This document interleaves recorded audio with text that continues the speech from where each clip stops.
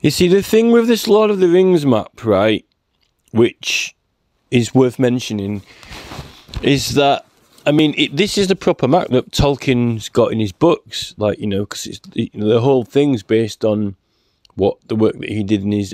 I don't know if he got someone to help him draw them or whether he actually hand drew them himself, because I'm not that much of a geek, but I know enough to know that, you know, this is actually, you know, this is how it's always been. Now, I've actually bought a more modern one. It's actually from one of the battle games, the board games, and it's actually a really detailed one. It's all in colour, and it's got all the, like, it's as if it were actually kind of like sort of satellite flying over, you know, like Google Maps style, but Lord of the Rings. That's the sort of, and then the detail is in a colour. But the actual sites themselves are exaggerated, sort of enlarged, kind of like what I've done on the maps, like when I got them done for the art exhibition. But all the forest areas aren't on there, oddly enough. All the elf kingdoms aren't on there. The Shire's on there, and all other major places, but not really the elven kingdoms. I don't know why that is. So what I want to say is, since I've been, you know, researching the other hill forts around Britain, you know, people know about them. There's a lot of people know about them, particularly when they're more in their own local areas. It's just not really talked about in this context, I don't think. Particularly that Hemsbury, you know, the Hemsbury Cross one, which I think is the, you know, the flying dragon or snake, whichever you want to call it, also looks like a mushroom as well, is... Now, the thing is with that, I think that there definitely is some sort of truth or reference. I mean, to Pendragon. I mean, there's always these legends of Pendragon, but they move it over to Wales, and they all have the emphasis on Wales. Now, if, you know, when the Celts are pushed out of England, and then, you know, they end up in Wales, most that's the only place that's end up with a language left over, really, apart from, you know, Scotland and a bit of Cornwall. You know, it's all this, you know, penned into Wales, you know, but the actual major, one of the major significant sites is that dragon site, you know, but we don't know if this half Pendragon is just a myth or not. You know, it's the Geoffrey of Monmouth who talks about it a lot, but physically, you know, but dragons are a mythical creature anyway, or refer back to dinosaurs or reptilian. I mean, obviously back then in the prehistoric times, you're going to have like the equivalent of scientists and historians who are interested in fossils, and you know, there will have been a lot more dinosaur bones around and easier to find then than there are now. And it's clear, and you know, and if they're a lot more hands-on with stripping down animals to eat, you know, and to get hands-on to get the fur off them, then they pretty much know the main varieties of animals that are in the area because they've stripped them all down on a daily basis. So, you know, this is the thinking that is omitted from when you go to university and college, when the professors of Oxford are teaching people stuff. They don't go through these exact words that I'm saying now, unless they're referred, you know. So when they come across dinosaur bones, they're like, that's strange. Let's strip the fur off one of those every day. And when there's a lot more of them around, and a lot more intact, or at least the bones are all lying in one thing. You know, I think they kind of think that people back then were that retarded that they didn't know what they were looking at, but they must know what they were looking at, you know, just because they didn't have spectrographs and radiography and carbon dating and all this and that. You know, in fact, they probably had a lot more experience with animal parts and bones, generally animals, firsthand, than most archaeologists have now, the average person. So I think they will have a lot more experience looking at them, you know. So, you know, I think they will have found a hell of a lot of dinosaurs, you know. I'm not saying they fastened them all together and stuck them in a museum, you know. But they might have had, skulls, might have had one. How do you know they didn't have a roundhouse that had the skulls in, like a Predator when he's got a spaceship and he's got all the skulls lined up, you know what I mean? Now, so, knowing that reptilians are very ancient and old beasts, particularly because when you find snakes, it's clearly they're way back on the evolution, ladder, and when you find these, compare them to a lot of the dinosaurs, large lizard-like skulls. So,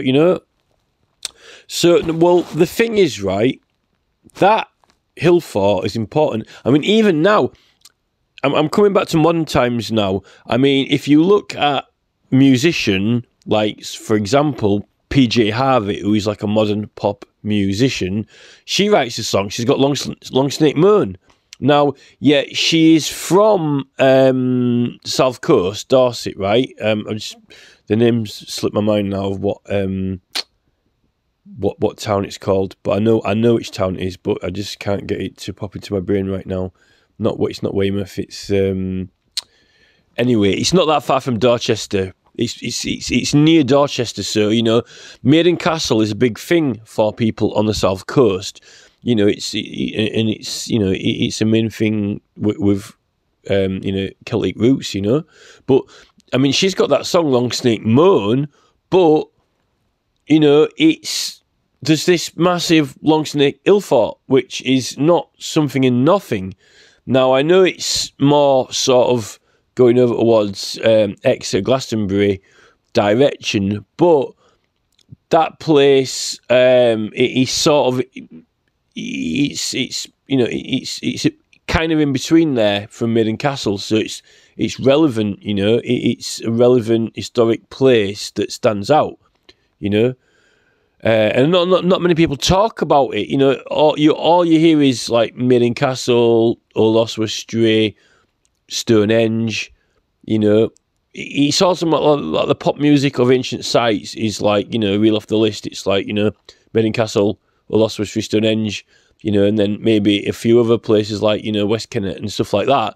But that Pembrey Cross is not really, to the nation, to the whole of England, it's not really up there on the list.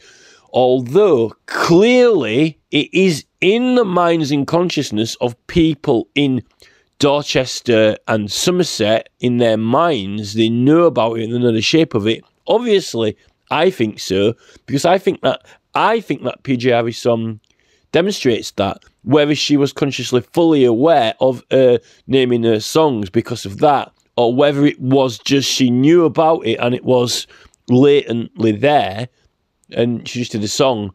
I would have thought she was a bit more of a Maiden Castle sort of person. Now the thing is, that's a little bit of a modern thing, and then we've got the by naming.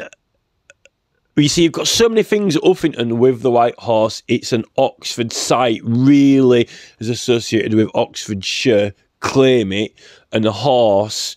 But the horse is sort of, it's kind of like a, it's more like an astrological version of a horse. It's more like a abstract line version of a horse. But then you've got the Wayland Smithy, the Long Barrow, the whole thing. You got the whole, literally, it's almost like the ensemble of the entire, bring it back to life. It's almost like the entire, everything that you need in the village and the surrounding area, with the hill fort, with the mystical hill, with the horse, with the hillside, with the fields, with the forest, and with the Long Barrow, all laid out. But the thing is, by calling that, by calling that hill Dragon Hill, they say they can't make up their mind as whether it's a horse or a dragon or what the actual emblem, but they call it the horse. We call the hill the Dragon Hill, the little mound. Well, it's clearly part of the hill fort complex, but it's not that massive, but it gets called Dragon Hill. Now, we don't know what it was called, or if anything, but by referring to it as Dragon Hill in these modern days, it kind of draws the attention, a reference point to think of Uffington, kind of steals it for itself, even though if it's already got the horse, still it's got a horse emblem, then it's got the dragon for itself, and then it's got the smithy for itself. It's almost as if it's nabbing the names and terminologies for when people think of the reference, you know. So that's sort of drawing attention away from any other sites that might want to use the dragon tag. Now, the thing is, right, that head of the dragon and the, you know, the big snake, but if you look at this Tolkien map, the way he's got these mountains configured with Mordor, with the tower and the Mount Doom, and then there's got that Minas Tirith sort of where it's almost like a pitchfork, isn't it? It's almost like, you know, when they draw the tail of a devil, you know, they do a forked tail, but also it's kind of like a pitchfork as well. And actually that Minas Tirith sort of like goes straight into it, as if it's sort of like either defending against it or going into Mordor. So, but I've never really studied this map before, but there are definitely, Tolkien has definitely got this snake-like thing, and part of that is he's got Mordor as kind of like the fork of it, you know, and it's almost like a big sort of magic mushroom as well. It's like a big version, because the magic mushroom's got a long stalk, but it doesn't go to the tip at that side, you know.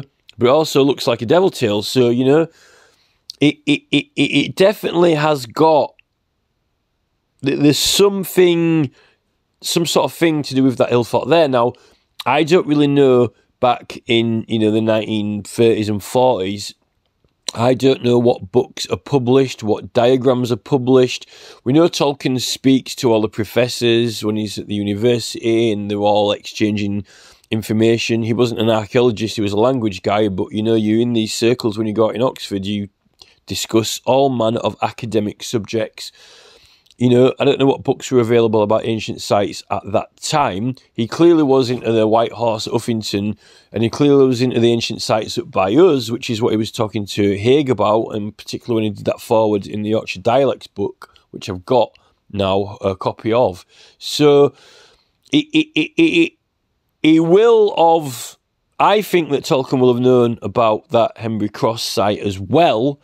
Likely will have passed conversation about its shape and form, you know, and that, if you do know about it, and I've never really known about it my whole life.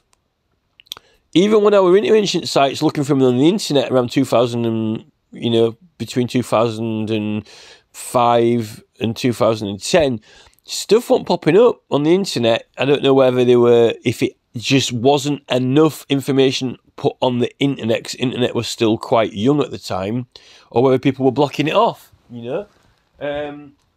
So I don't know. When I was going to Anglesey, nearly, like maybe even twice a week sometimes, I was typing in long barrows, or cairns, and I would have thought they would all pop up, but I'd seen one on TV, so I knew there were some on Anglesey. But there's that one on private land that you can only go see with appointment, right? You got to get permission. That's the one they showed you on TV, so that pops it into the old population's head that, oh, there is this chamber in Anglesey, but it never told you which part of the island it was. It never told you which part of the island it was on. They didn't show you the map of it. And a lot of times I went to Anglesey, it was throwing it down with rain, and I always used to think, oh, it's going to be at the right of the other side of the island, you know, probably by the sea, because it should be by the sea, near the ferry port, or which side is it? Or is it the other side of the island? You know, it'll be hard to get to and find, and I could never find it, and I tried to type in the internet, and I couldn't quite remember its name, but surely you type Cairn Anglesey, and that will pop up. But there were loads of them on Anglesey. Now, Now, fast forward now, everyone's going on Facebook, everyone's going to the sites, we've got groups specialising in that. You can't not find out about them, because as soon as you go into the groups now, everyone's taking photos of them and everyone's putting them up. But it wasn't like that back then. There were only certain sites like Megalithic Portal and things like that, and what they tell you on TV. And certainly on that TV programme, they did not show you the map and said, oh, here we are on the island, this is where it is if you want to go to it. And there are other ones what you don't need permission to go to. It's almost like they give people this metadata of information, like Anglesey, yes, okay, we admit chamber, but private, and, you know, looks by the sea, so could be far side. Basically, you know, anyone just bobbing past, oh, we'll nip to find that, and it's raining, they'll probably think, oh no, you know, it's going to be a nightmare to find it, and it's not popping up on the internet. You know, I didn't know the exact name for it. Now, if you've got all the books, the specialist archaeological books, then you will know the exact name for it. But I think really that should have been popping up when I just type in Cairns, Anglesey, you know, but it wasn't. So when I was going over that bridge, like every week, it literally, that one that I really want to go to now and see is right next to the bridge. It literally would have taken me 5 minutes to go to it. And I've actually driven on the road that goes past it, near it, and I never see any signs for it or anything like that to indicate that was there. And I'm interested in ancient sites. So it's almost as if the internet was not revealing it to me, or, you know, I don't think I would have had to type the exact name in for it to get at least some other ones popping up, but they weren't, right? It's almost like I had some Chinese filter search on it, you know, the government don't see it. That's what I think, but, you know, you might not believe me, you know, only people with permission and knowledge, or the locals. If I'd have asked some locals, they probably would have told me, but I didn't think of talking to them about it, you know. So, you know, now, I forgot what point I got to now. Oh, yeah, trying to find the sites, but I'm not showing up. So, now, the thing with Middle Earth, right, we know Cumbria, this map is very, very similar to, and other people have said this, it's almost like, you know, it's like the coast of Cumbria, which is sort of halfway up the island, and he calls it Middle Earth. But really, it's not in the middle because it is on the west coast. Now, on the coast is not in the middle, is it? Right in the middle of the country, that's either east nor west is the middle, and then neither top nor bottom. So really, Yorkshire, the Brigantia area, Yorkshire, is really the middle of the island, right? But he doesn't base his map on that area. He bases it on Cumbria, which the old name is Reged, or Reged, right? And the sort of a loose, this Rohan is kind of like that, you know, Rohan, Reged, it's got a similar sort of vibe to it, you know. Now, the thing is, with that mystical Mount Doom, it's sort of a magical mountain or a magical place where you can, you know, where it's got some magical power, and this is where he forges the rings, right? Now, if according to my evidence in my petitions that, you know, our area is this natural resource for the liberty caps, and if they did use them for the religious order, and that's a place where there's a lot of them growing there, then those hills, those Pennine Hills, could be considered to have magical properties. Do you know what I mean? So there is some sort of, you know, kind of bit to that, you know, but it's almost like he's drawing a map with this, follow this snake, and it's kind of pointing, a pointer, sounds like a magic mushroom, but pointing towards more in the middle of the island, not on the west side where Cumbria is. You know, he's got that in there as well, and probably a lot of people probably have noticed that when they look at it, and maybe a lot of people haven't. But so, you know, I don't really, you know, sometimes you kind of think, you know, do we need to talk about this, or is this all this information the stuff that people should already know? Do you know what I mean? Or already have thought about, but you don't know who thinks about it and who doesn't, and who recognises it or who doesn't. So, you know, at some point you've got to mention it. That's why I don't think that many people talk about that Embry Cross, if people had mentioned it more. You know, I mean, even in computer games like the Moonstone, they've got this dragon flying over the land, and when it actually flies over the map, you know. But all these people the people who did the Moonstone game, I mean, had they seen that Embry Cross Ilford? And I mean, who knows? When you're a kid in West Yorkshire, unless you're really, really into archaeology, I mean, this is, you know, talking like in 1995, unless you're really into archaeology obsessively, and you go into all these books and you're looking for all the books and with all the pictures and everything like that, it's not the sort of thing that you'll know these individual places, you know, and all the sites in Scotland, you know, Aberdeenshire, all the recumbent stones. I mean, even now, you know, people are putting all these different, every single recumbent stone circle now is in the groups. You can't go into these groups without finding out about them. But there's not that many videos of the moon actually going across the top of it like it's supposed to do. And in a lot of those sites, they've not trimmed the forests down, so it actually blocks off you actually watching the natural phenomenon, you know. There's so many ideological things happening, or that have happened in West Yorkshire. And the thing is, you know, it's sort of all going on around that time, you know, and then you've got all these valley excavations and things like that. The time frame for Tolkien's lifetime, which conveniently happens to be, you know, from when the Victoria Tower is built to when the Emlyn Mast is built, is that is the exact, you know, window of Tolkien's lifetime.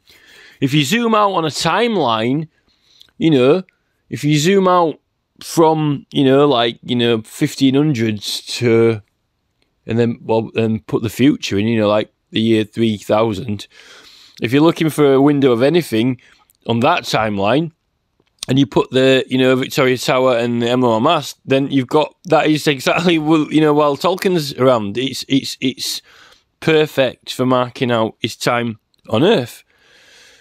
So, you know, when you're talking about these sites in West Yorkshire, you know, it seems to be very, very fitting, you know, and the subjects around it as well. And it's a shame that more people are actually interested in his stories and the movies and the books, rather than actually acknowledging the reality of our history, of what it's based on. But then again, saying that, admittedly, the BBC did question him about it, you know. They questioned him about real life, and Tolkien insisted, oh no, it's completely fictional, although he does draw inspiration from it, but there is more to it in real life. There are more symbolic references and gesture references to things than I think that he was you know, willing to disclose or wanted to disclose, you know. That's the thing. You know, I mean, it definitely is kind of like a drawing of a magic mushroom, you know. But then again, when you go like that, then it's like a pitchfork or the devil's tail. So I don't know if he's making a reference to it being kind of bad or what. But then it's also got the snake in it, you know, like in the Embry Cross Hill fort, you know. It's almost like, oh, is it a dragon or a snake or a mushroom? Well, when you look at this, it's like, oh yeah, it's a mushroom, but or is it a snake, or is it a devil's tail? You know, so you got that in it as well. So, you know, we've got this Cumbria area, Reged, that definitely it's definitely based on. It's actually, I've just noticed that looks like a woman's sort of face there, doesn't it, looking downwards. Didn't notice that. So there is a sort of face drawn in it. It's kind of like a woman's face. So then you get like the mother goddess as well. In fact, on the map that I've just bought, and I only bought it for like £1 or something like that. It was like £1, but it's like a proper printed out map that folds up from one of the games, the Lord of the Rings board games, and it's almost like a Google Maps detailed type thing, but fantasy map, and that it looks definitely a lot more prominent and snake-like, you know. So I think there's definitely, you know, something in Tolkien, but the thing is, you know, to do with our area.